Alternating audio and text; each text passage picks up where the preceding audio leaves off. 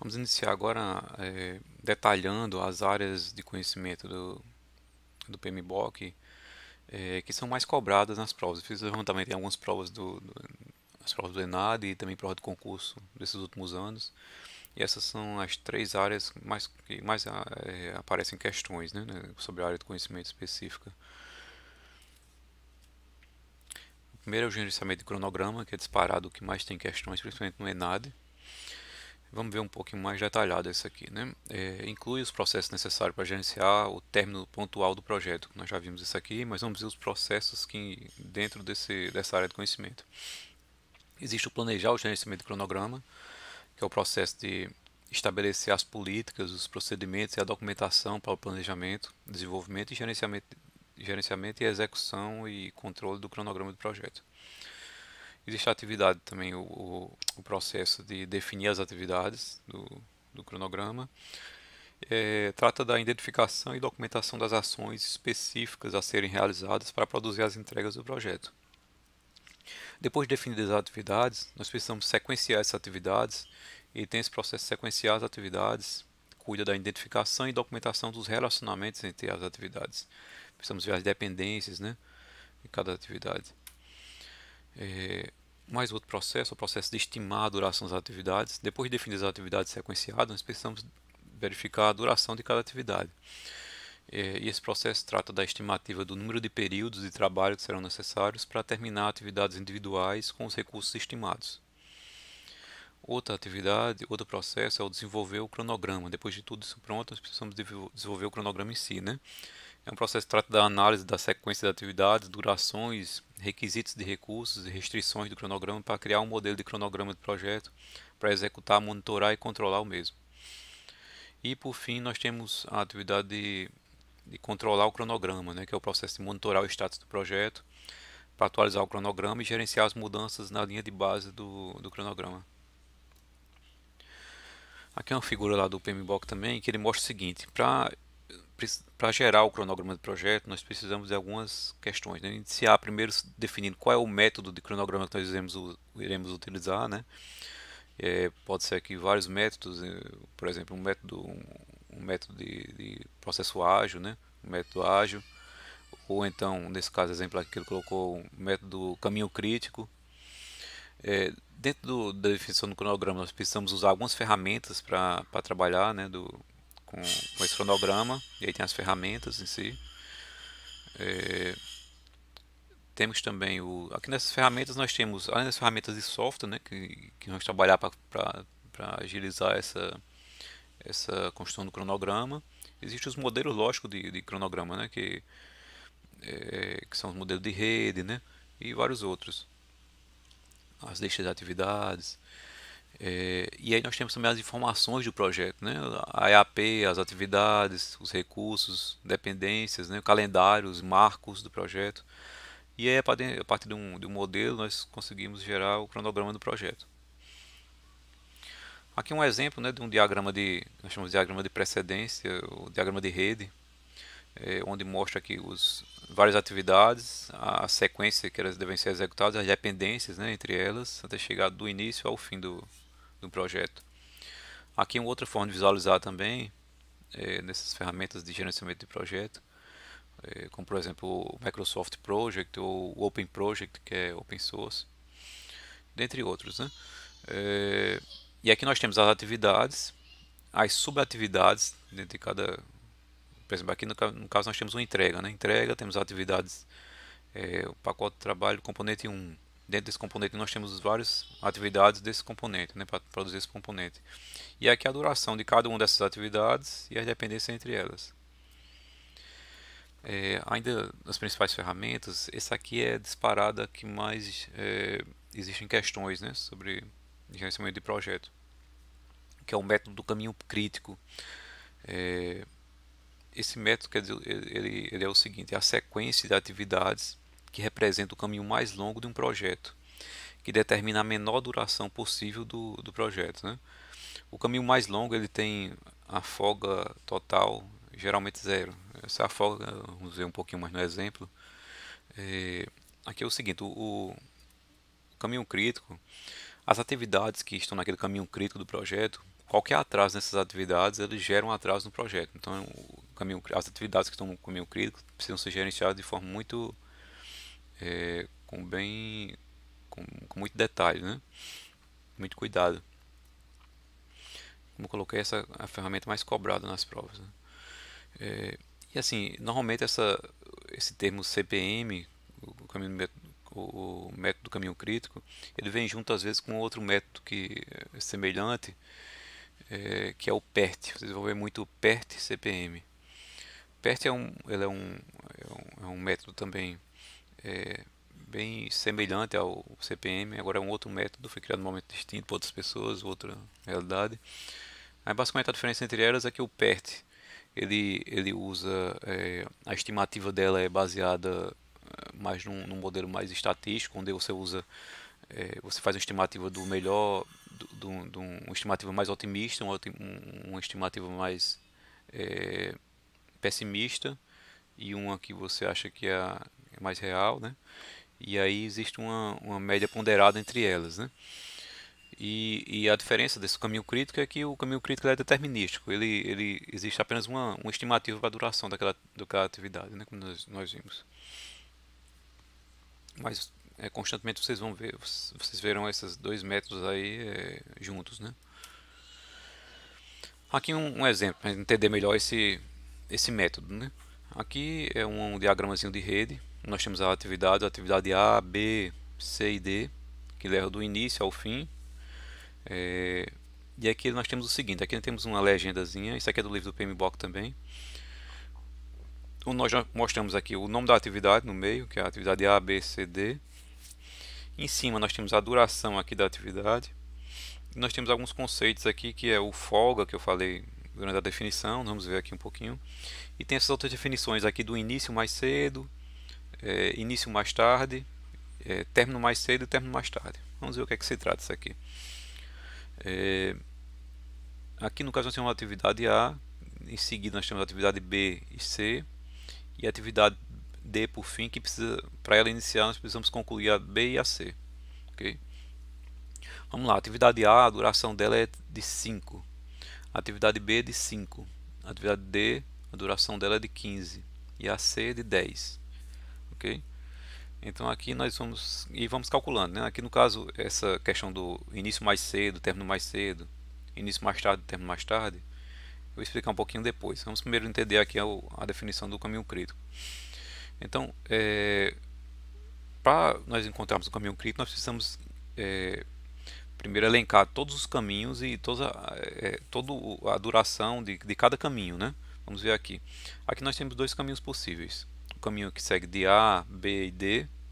E aí nós temos uma duração de 5, 10 e 15 dá 25. E aí um outro caminho possível seria A, C e D. E aí nós teremos duração de 5, com mais 10, 15, com mais 15, 30. Então qual o caminho de maior duração? É esse caminho aqui de baixo, né? Está com a setinha aqui mais escura. Então esse é o caminho crítico. A, C e D é o caminho crítico. Qualquer atraso nessas tarefas aqui, nessas atividades, gera um atraso para o projeto. Agora veja essa outra tarefa aqui que não está no caminho crítico, a B. Eu posso atrasar ela até um determinado tempo, ou seja, eu tenho uma folga, esse é o conceito de folga. Eu tenho uma folga que eu posso atrasar essa tarefa sem prejudicar o tempo do projeto. Veja só, aqui por exemplo, essa aqui tem duração de 10, né? Enquanto essa de cima tem duração de 5. Ou seja, aqui eu posso atrasar até 5 também nessa tarefa. Vamos dizer que ela demora 5, né? 5 unidades.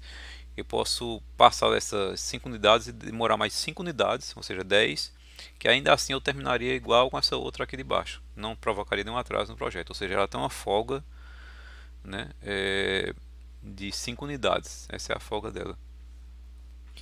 E essa questão do início mais cedo e término mais cedo, vou tentar explicar rapidamente só para vocês saberem desses conceitos, né? Mas não é muito cobrado não.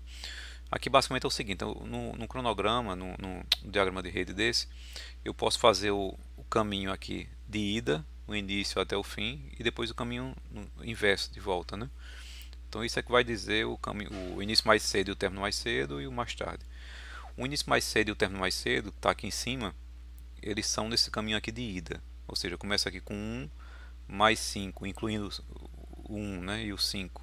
Ele vai terminar na unidade 5. Aqui o próximo atividade aqui de cima, qual é a próxima? Terminou com 5, o próximo vai ser 6, né? Com duração 5, ele vai terminar com 10. Então o próximo aqui, atividade D. Só que aqui a atividade D, para concluir, ela tem que estar, ela exige que sejam terminadas a atividade B e C. Ou seja, B terminou aqui em 10, mas a atividade C aqui, que começa com 6, tem duração de 10, então termina em 15. Então aqui a atividade D, o início dela mais cedo vai ser o do maior tempo aqui entre as atividades que estão ligadas, como que são anteriores a ela, né? Nesse caso aqui vai ser o 15, vai começar no 16. Mas a duração dela, que é de 15, vai dar 30 no final, vai terminar em 30. Agora, para definir aqui a parte de baixo, né, de cada tarefa, a partir daqui eu começo, ou seja, eu tenho aqui o final vai ser 30, a duração de 15 vai terminar em 16. Eu não tenho nenhuma folga. O caminho crítico normalmente ele não tem nenhuma folga. E aqui o início dela vai ser 16. Então, para eu voltar aqui na parte de baixo do início mais tarde e término mais tarde, eu tenho que, a partir do início mais tarde dessa tarefa aqui, eu venho voltando aqui no caso como 16, né, o anterior a 16 vai ser 15. Então aqui o término mais tarde das duas tarefas vai ser 15. E aí eu faço, né, em cima aqui 15 menos o 5 vai ser 11. Vai ser o término, o início mais tarde dessa tarefa aqui. E aqui embaixo vai ser 15 menos 10, vai dar 6, vai ser o início mais tarde também. Aqui em cima, como falei para vocês, né? Aqui vai ser a folga. Ou seja, entre o início mais tarde ou o fim mais tarde, o início mais tarde, o início mais cedo e o início mais tarde, e o fim, o término mais cedo e o término mais tarde, se eu ver a diferença aqui, eu tenho uma diferença de 5, que é justamente aquela folga. Como essa tarefa de baixo aqui era mais longa, eu tenho uma folga para poder atrasar essa daqui de cima. Essa é a folga dela que vai ficar aqui embaixo. Okay? Então esse é esse conceito aí. Mas mais importante é que vocês saberem o caminho, definição do caminho crítico e como calcular. Ou seja, nós temos que pegar todos os caminhos aqui, do início ao fim, e calcular a duração deles. O maior caminho, o caminho com maior duração vai ser o caminho crítico. Todas as tarefas que estão nesse caminho vai ser o caminho crítico. Okay? Outra ferramenta também do PMBOK nessa área aqui é importante também entender, porque nós vimos alguns conceitos já, é o diagrama de precedência. É uma técnica usada para construir um modelo de cronograma em que as atividades são representadas por nós, ligadas graficamente por um ou mais relacionamentos lógicos para mostrar a sequência em que as atividades devem ser executadas. Vamos ver a figura aqui. Aqui nós temos as atividades e ele mostra basicamente esse diagrama, a precedência das atividades. A primeira parte tem vários tipos de precedência de atividade. Vamos ver o primeiro tipo aqui, que é o tipo de término para o início, ou seja, para a atividade B, ela tem a precedência da atividade A anterior dela. Para a atividade B iniciar, ela precisa que a anterior esteja terminada, ou seja, o término para o início dela. A atividade A precisa terminar para a atividade B iniciar sua atividade. Okay? Esse é um tipo de precedência. Existem mais dois tipos aqui, ó, que são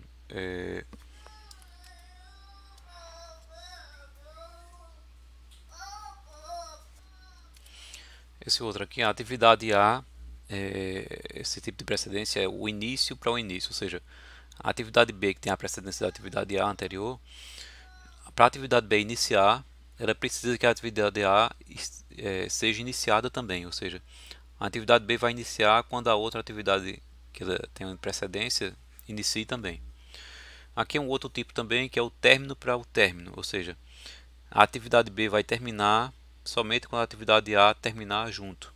Ou seja, são atividades aqui em paralelo, né? Aqui é a atividade sequencial, que é em paralelo, mais ou menos. E aqui é o outro tipo de atividade, que é o menos comum de aparecer, né, na construção dos diagramas. Deve ser, inclusive, evitado, segundo o PMBOK. A atividade é o início para o término. Ou seja, a atividade B ela só vai terminar quando a atividade A, que é a precedência dela, iniciar. Okay? alguns conceitos. Outras ferramentas aqui que são bastante cobradas também em provas são as ferramentas que a gente chama de compressão de cronograma. O que é essa compressão? É você conseguir reduzir, basicamente conseguir reduzir, tentar reduzir o tempo do projeto, né? Existe basicamente duas ferramentas aqui, que é a ferramenta que chama de paralelismo, você paralelizar as atividades, chama também em inglês do fast tracking, ou você comprimir, compressão, em inglês do crashing. A primeira, paralelismo, é uma técnica em que as atividades ou fases normalmente executadas sequencialmente são executadas paralelamente durante pelo menos uma parte de sua duração. O paralelismo pode resultar na repetição de trabalho e aumento de risco e talvez de custos. A compressão ela consiste em encurtar a duração do cronograma mediante a adição de recursos. Por exemplo, novas pessoas à mesma equipe, né, para tentar diminuir o tempo. Contudo, nem sempre produz uma alternativa viável e pode resultar num maior risco e custo. Ok, então nenhuma dessas tarefas aqui, nenhuma essas ferramentas elas geram certeza de que vão diminuir o cronograma com sua utilização. Aqui um esquema gráfico lá do PMBOK nessas duas aqui, que mostra aqui um cronograma onde um determinado recurso aqui, a pessoa ele demora 5 unidades de período para fazer uma tarefa. Essa outra pessoa aqui também demora mais essa quantidade de tarefas, de tempo, né, para fazer essa tarefa, e aqui mais uma outra tarefa. E aí paralelizar é o seguinte, eu comecei essa primeira pessoa aqui, essas tarefas aqui são dependentes entre si, né? Ou seja, essa daqui começa quando essa termina. E nesse caso aqui ele fez o seguinte, ele começou a fazer a primeira tarefa, e aí quando ele começou a fazer já um pouco, essa segunda tarefa aqui começou antes dela terminar. Vamos dizer que essa segunda tarefa aqui precisava de... Vamos dizer que aqui eu estou fazendo algum componente e eu tenho um requisito aqui, que esse requisito vai ser usado também aqui. Então eu especifiquei esse requisito aqui e essa segunda tarefa aqui vai usar esse mesmo requisito para desenvolver um outro componente. Acontece que durante a execução dessa atividade aqui, ele percebeu que existia uma modificação desse requisito e fez uma alteração. Quando ele informou para essa outra tarefa aqui, ele já tinha construído alguma coisa baseado no requisito inicial. Ou seja, ele vai precisar refazer uma parte da sua tarefa, né? É o retrabalho. E aqui tem um risco mais alto, né? E a compressão é o seguinte, é simplesmente colocar mais gente, né? Vamos dizer que a primeira tarefa aqui eu coloquei, em vez de uma pessoa, vai ser duas. Na segunda parte aqui também vai ser mais pessoas. Ou seja, vai aumentar o custo, que vai ter mais gente, mais recursos trabalhando. E não é garantia nenhuma de que isso vai reduzir o tempo do cronograma, né? Do cronograma do projeto. Outra técnica também que é às vezes cobrada é a técnica de nivelamento de recursos. É uma técnica em que as datas de início e término são ajustadas com base nas restrições dos recursos, né? Com o objetivo de equilibrar a demanda e a oferta de recursos. Vamos ver o que é que se trata. Um exemplo prático aqui. Aqui nós temos aqui a atividade A, B e C.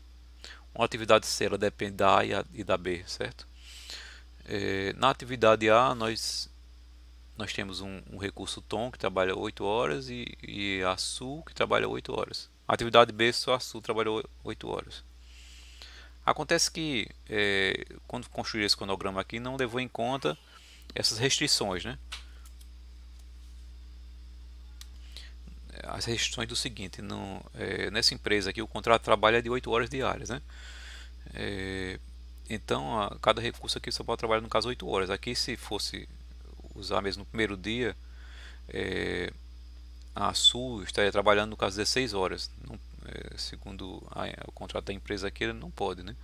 Então nós precisamos nivelar esse recurso aqui, ou seja, a Sul só pode trabalhar uma dessas tarefas aqui. Vamos dizer que ela trabalha na primeira tarefa no primeiro dia, tarefa A, e na atividade B no segundo dia, mais 8 horas, né? Só em seguida que vai ser a atividade C. Ou seja, em vez de levar 2 dias aqui, na verdade vai levar 3. Isso é o nivelamento de recursos, né? Que é você levar em conta a disponibilidade dos recursos. Vamos iniciar agora, pessoal, a questão da resolução de algumas questões, né? Vamos iniciar com a questão do ENAD, o curso ADS 2017, onde, como eu falei para vocês, aqui é uma questão sobre caminho crítico, né, fala o seguinte, questão 14. O método do caminho crítico identifica a sequência de atividades que o gerente de projeto deve dar mais atenção, porque caso uma delas atrase, todo o projeto estará atrasado. A tabela a seguir apresenta a estrutura de atividades de um projeto. E aqui ele dá uma listazinha. A atividade A não tem nenhuma atividade predecessora, ou seja, é a atividade do início, né? E a duração de cada uma. Eu recomendo para quando você tiver uma tarefa, uma questão desse tipo, né, de tarefas, de cronograma, que façamos um gráficozinho, né, com o diagrama de rede dessa listagem aqui, né? E aí depois ele pergunta aqui algumas questões relacionadas a essa tabela, né? Qual o caminho crítico? O caminho crítico é composto pelas atividades A, B, I e J. O caminho crítico tem 27 dias e outros itens, né? Então vamos montar aqui primeiro para a gente começar a responder. Vamos montar aqui primeiro o diagramazinho. Vamos lá. A atividade A não tem nenhuma predecessora, né? Então ela vai ficar a partir do início aqui. A duração dela é 3, eu botei aqui 3 entre aspas. A segunda linha, atividade B, ela tem uma predecessora que é a atividade A, ou seja, ela vem depois de A, certo? E tem a duração dela aqui. Em seguida, a letra C, a atividade C, ela não tem predecessora, ou seja, está ligada aqui ao início. A letra D depois também não tem nenhuma predecessora, ela é ligada ao início aqui também. Então o início ele pode ter 3 caminhos aqui já. Em seguida, a atividade E, ela tem como predecessora a atividade D. Então a partir de D ela parte o E. E a F também parte a partir de D, ou seja, 2 caminhos a partir de D. Okay? Depois tem a atividade G, que parte a partir de F somente. E H, cujas predecessoras são E e G, ou seja, para o H começar tem que ter terminado o G e o E. Por isso essa ligação aqui. O I, que é predecessor da atividade B, depois de B, sequencial. E o J, que precisa ter concluído, no caso, a atividade C, I e H. Okay? Esse ficou o nosso diagrama aqui, montando o diagrama de rede dessa mesma listagem. Então, qual o próximo passo que nós devemos fazer para, como eu conversei com vocês lá, para encontrar o caminho crítico? É ver todos os caminhos, listar todos os caminhos aqui do início ao fim e a duração de cada um deles, certo? Então vamos ver, o primeiro caminho aqui é o A, B, I e J, tem a duração dele. O segundo caminho é C, J, D, E, H e J e D, F, G, H e J. Então vamos listar todos eles e ver a duração de cada um. Que eu já fiz. Nós vemos o primeiro caminho tem duração 22, 15, 17 e o maior que é o 27. Então o maior caminho é o caminho crítico. Todas as atividades que estão nesse caminho são atividades do caminho crítico. D, F, G, H e J. Então vamos às questões. O primeiro fala que o caminho crítico é composto pelas atividades A, B e J. Será que é verdade? A, B e J. Não é verdade. O segundo item fala que o caminho crítico tem 27 dias. De fato, ele tem 27. O terceiro item fala da atividade H, faz parte do caminho crítico.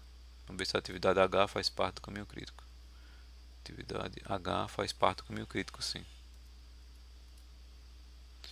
E, por fim, o projeto em pauta possui 2 caminhos críticos. É falsa, né? Então, nós temos correta aqui a letra, o segundo item e o terceiro, que vai ser a letra C. Okay? Outra questão do ENAD também, agora do curso de computação, bacharelado de computação, 2014. Questão 10, ele fala o seguinte: o gerenciamento de um projeto inclui atividades com o objetivo de garantir que todos os produtos definidos no seu escopo sejam entregues no prazo estimado. Nesse contexto, avalie as afirmações a seguir. Tem 3 itens. E ele fala que o item 1, técnicas como PERT e CPM são utilizadas para a obtenção de estimativas de esforço e como apoio para a definição de atividades. Como falei para vocês aqui que normalmente os 2 métodos são utilizados em conjunto, né? PERT e CPM, de fato eles são usados para a obtenção de estimativas de esforço e também como apoio à criação das atividades, está correto.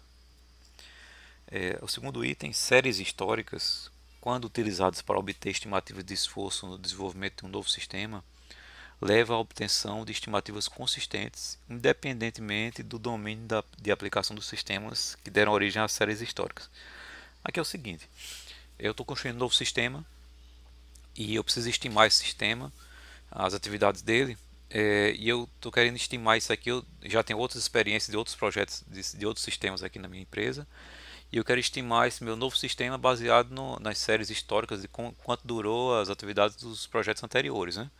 Ele quer dizer o seguinte aqui, que eu posso basear essa estimativa em outros sistemas de qualquer domínio de aplicação. Ou seja, vamos dizer que eu estou construindo hoje um sistema de controle de estoque e eu quero basear a estimativa num outro sistema que foi de controle da biblioteca, de gerenciamento da biblioteca. Isso não tem mesmo sentido, né? O domínio do problema, ele de fato ele vai determinar a duração daquelas atividades, né? Vão ser durações diferentes, complexidades diferentes, né? Então está errado isso daqui. No item 3, ele fala o seguinte: no caso de atraso na execução do cronograma, a contratação de novos desenvolvedores assegura que o produto será entregue de acordo com o cronograma inicialmente proposto. Isso aqui, ele está falando aqui no conceito que nós vimos de compressão do cronograma, que fala de tem o paralelismo e tem o compressão mesmo, né? Nesse caso aqui a compressão, que você adicionar mais recursos a um projeto, achando que tentando reduzir o tempo, né? Mas só que ele diz aqui que o erro dessa questão está errado. Só nesse ponto aqui ele diz que assegura que o produto será entregue. Não existe uma segurança de que adicionando mais gente vai entregar no prazo. Nós temos certo então o item 1 somente, né? Então letra A. Outra questão aqui, prova de concurso agora, da Sanasa 2019, feita pela SCC. Ele diz o seguinte: durante os preparativos para a elaboração de um cronograma de trabalho, o que um analista de TI não precisa considerar? Ou seja, eu estou preparando meu cronograma e o que ele vai dar aqui algumas atividades, o que é que não é necessário que o analista considere, né? Entre elas, o escopo, com certeza é necessário que eu verifique, né, para definir as atividades. Vou pular aqui. As restrições do orçamento também são necessárias, porque de acordo com o orçamento eu posso saber se eu posso contratar mais recursos ou não, né? O prazo também é importante, porque vamos dizer que eu tenho um prazo definido, vamos dizer, eu preciso entregar isso aqui para criar um produto para uma conferência específica, né? Uma data tal, já tem uma data. Então eu tenho uma data já definida, eu preciso aumentar o custo desse projeto para conseguir terminar no prazo, né? Já que o prazo eu não posso mexer, tem que mexer no custo e nem a qualidade. O outro item é o sequenciamento das atividades. É importante saber qual a sequência das atividades para definir o cronograma, né? E então o que sobra aqui é a normalização dos dados. Aqui não importa para a definição do cronograma. Também. Ou seja, a questão sobre cronograma, né? Aqui vamos agora para uma outra área de conhecimento, que é o gerenciamento de escopo. O gerenciamento de escopo ele inclui os processos necessários para assegurar que o projeto inclua todo o trabalho e apenas o necessário para que termine com sucesso. Nós vimos essa definição. Vamos ver agora os processos que fazem parte dessa área de conhecimento. Existe o planejar o gerenciamento do escopo, que é o processo de criar o plano de gerenciamento de escopo, que documenta como os escopos do projeto e do produto serão definidos, validados e controlados. Em seguida, nós temos o coletar os requisitos, o processo para determinar, documentar, gerenciar as necessidades e requisitos das partes interessadas a fim de atender aos objetivos do projeto. E tem um outro processo que é o definir o escopo. Desenvolver uma descrição detalhada do projeto e do produto, né? A partir dos requisitos nós fazemos descrição detalhada do escopo de trabalho do projeto. Por fim, a partir dessa definição detalhada do escopo, nós podemos criar a estrutura chamada EAP, né? Que é subdividir as entregas e o trabalho do projeto em componentes menores para facilitar o gerenciamento. Outra tarefa também nessa área é o validar escopo, que é o processo de formalizar a aceitação das entregas concluídas no projeto. E controlar o escopo, que é monitorar o status do escopo do projeto e do produto e gerenciar as mudanças que precisam ser feitas na linha de base do projeto. Ok? principais ferramentas, né? A principal ferramenta dessa área, que tem mais questões, é a EAP, que é a estrutura analítica de projeto, né? É a decomposição hierárquica do escopo total de trabalho a ser executado pela equipe do projeto, a fim de atingir os objetivos do projeto e criar as entregas requeridas, né? Aqui um exemplo de um EAP.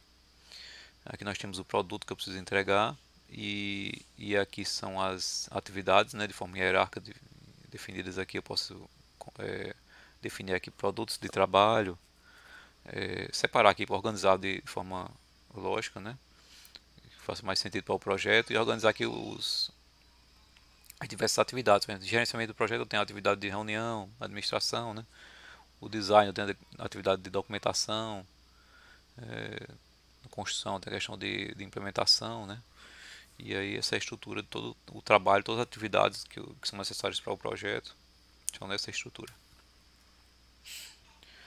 Aqui é uma questão agora sobre escopo, a questão do ENAD do curso ADS 2014. Questão 9, ela fala o seguinte: conforme definido pelo corpo de conhecimento do PMBOK, o guia do PMBOK, um dos artefatos de maior importância dentro do planejamento de um projeto de software é a estrutura analítica do projeto, EAP.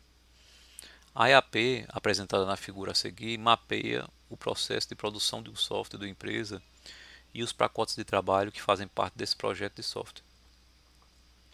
Percebe-se que as atividades de codificação e teste não possuem pacotes de trabalho. A empresa Alpha optou por terceirizá-las para uma parceira em uma operação de outsourcing. Ou seja, eu sou da empresa Alpha, eu tenho um projeto aqui para concluir esse sistema aqui de controle acadêmico e tenho várias atividades aqui para desenvolver esse projeto, e eu achei por bem de passar uma parte desse trabalho aqui para uma outra empresa, terceirizar, chamar outsourcing, né, para outra empresa fora, parceira. Vamos lá ver o que ela diz sobre isso. Analisando-se a EAP da empresa, conclui-se que as atividades de codificação e teste, que são justamente essas aqui que foram terceirizadas, né? O item A: devem ser inseridos no planejamento do projeto, uma vez que a empresa, no caso a Alpha, é a responsável pela implantação do software. A terceirização é uma opção da própria empresa. Tá correto, né?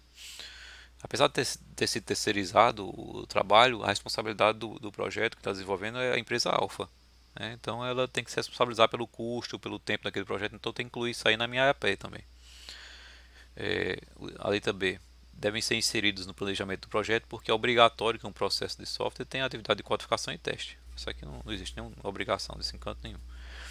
Letra C: não devem ser inseridas no planejamento do projeto porque, como elas foram terceirizadas, não é necessário realizar controle de qualidade. Pelo contrário, né? Eu terceirizo a atividade, mas eu preciso controlar que ela seja feita com qualidade, no tempo, com custo que foi negociado, né? Letra D fala que não devem ser inseridas no planejamento do projeto porque como elas foram terceirizadas, não é necessário realizar o controle de produção, tempo, esforço e custo dessas atividades. Está errado também. Letra E: não devem ser inseridas no planejamento do projeto porque em um processo de software não é obrigatório que as atividades de codificação e teste estejam dentro do seu conjunto. Está errado, né? Que ela deve ser incluída. A letra A é a correta.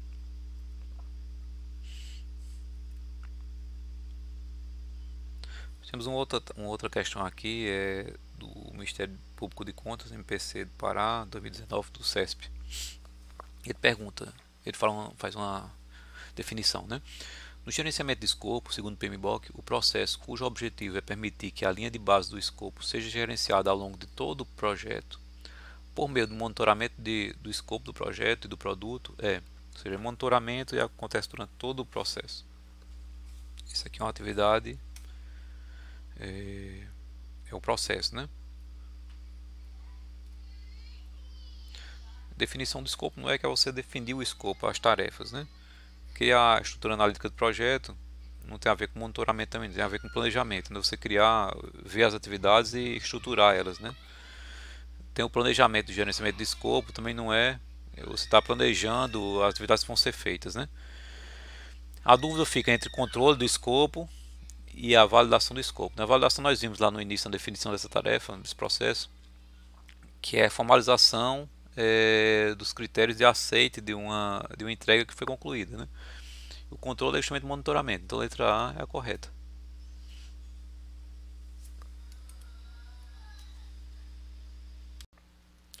A última área de conhecimento que nós vamos explorar é a área de gerenciamento de riscos. Ela inclui os processos que objetivam explorar ou aumentar os riscos positivos, oportunidades, e ao mesmo tempo evitar ou reduzir os riscos negativos, as ameaças, e possui os seguintes processos.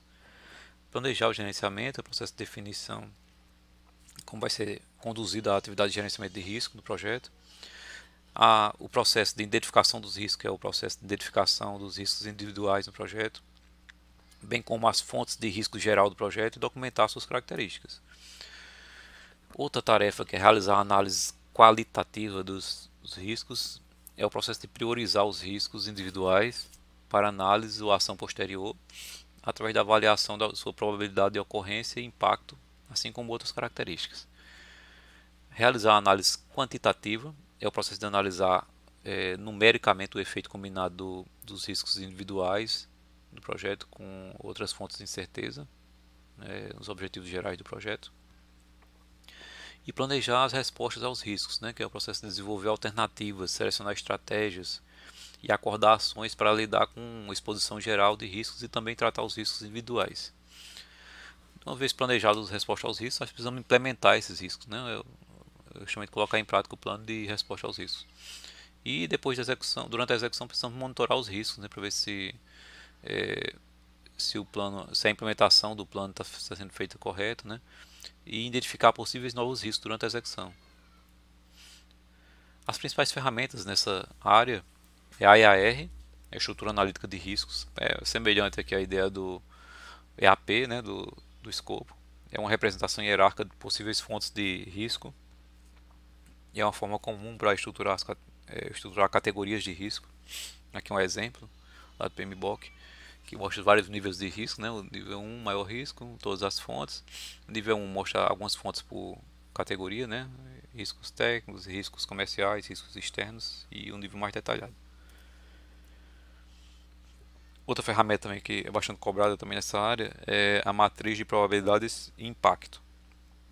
A matriz de probabilidade e impacto ela é uma rede para mapear a probabilidade de ocorrência de cada risco e seu impacto nos objetivos do projeto, caso tal risco ocorra. Essa matriz especifica as combinações de probabilidade e impacto que permitem a divisão dos riscos de projeto em grupos prioritários, ou seja, aqueles com maior probabilidade de impacto de acontecer têm um risco maior, e assim por diante. Uma organização pode avaliar um risco para cada objetivo separadamente, por exemplo, vamos dizer que eu tenho o mesmo risco que esteja nos custos e em prazos. Eu posso analisar esse risco tanto para custo e depois para o prazo. Ou então posso fazer alternativamente uma análise mais geral, do risco, analisando todas as suas cada um objetivo, do projeto. Aqui a definição, aqui cada projeto no caso vai definir essa classificação, essa escala. E aqui eu tenho no caso várias definições do custo, do impacto, a probabilidade e o impacto aqui no tempo. Vamos dizer que se acontecer um determinado risco que vai aumentar o tempo do projeto em mais 6 meses, ou aumentar o custo em mais de 5 milhões, e a probabilidade dele for maior do que 70% de ocorrer, eu vou classificar ele como muito alto, o impacto, o impacto dele será muito significativo. E aqui são as outras classificações, certo? Aqui é a matriz com valores numéricos, de probabilidade aqui e impactos, E aqui é a multiplicação deles, os valores numéricos. E aqui eu tenho tanto ameaças, tanto ameaças são os problemas que podem acontecer, e as oportunidades são as oportunidades que eu posso vislumbrar durante o projeto, positivos, E aqui eu classifico, a probabilidade e a multiplicação da probabilidade com impacto, os que são maiores têm a prioridade maior, e aqui os outros mais claros têm uma probabilidade um pouco menor, e aqui a menor probabilidade de impacto. Eu faço a priorização dos riscos. Então isso aqui é a matriz. Vamos ver algumas questões aqui do UFPE 2019. Ao fazer seu plano de risco, um analista elaborou uma matriz de probabilidade de impacto. Sobre o emprego desse tipo de metodologia, é correto afirmar que, dentro do escopo do plano de riscos, a matriz de probabilidade de impacto trata apenas de riscos negativos, tipo de ameaça, havendo outra estrutura adequada para tratar os riscos positivos. Nós vimos que não, né? A matriz ela pode tratar os dois tipos de riscos. Está errado. Deve-se evitar o uso de probabilidades numéricas, aplicando-se a terminologia baixa, média ou alta para indicar a chance de um determinado risco acontecer. Nós vimos que o PMBOK ele indica os dois tipos, né? Cabe à equipe usar o que achar mais interessante. Uma matriz de probabilidade de impacto deve considerar também fatores qualitativos, como o agente responsável por aquele risco e o plano de ação a ser tomado. Aqui está misturando tudo, né? A matriz de probabilidade é uma coisa, que é a análise qualitativa e quantitativa, né?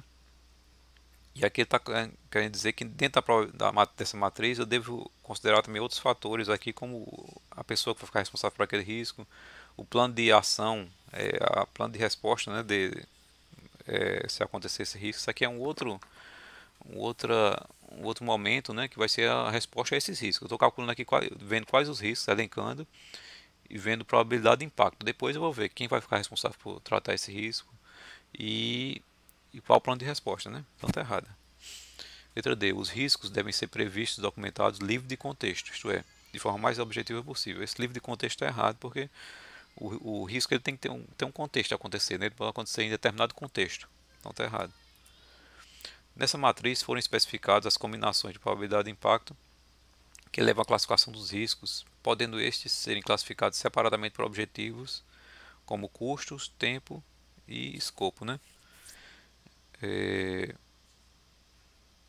Aqui está correta, né? Nós vimos que na definição nós vimos que a matriz nós podemos fazer uma matriz de risco por cada objetivo ou então uma matriz só por todos os riscos de forma geral.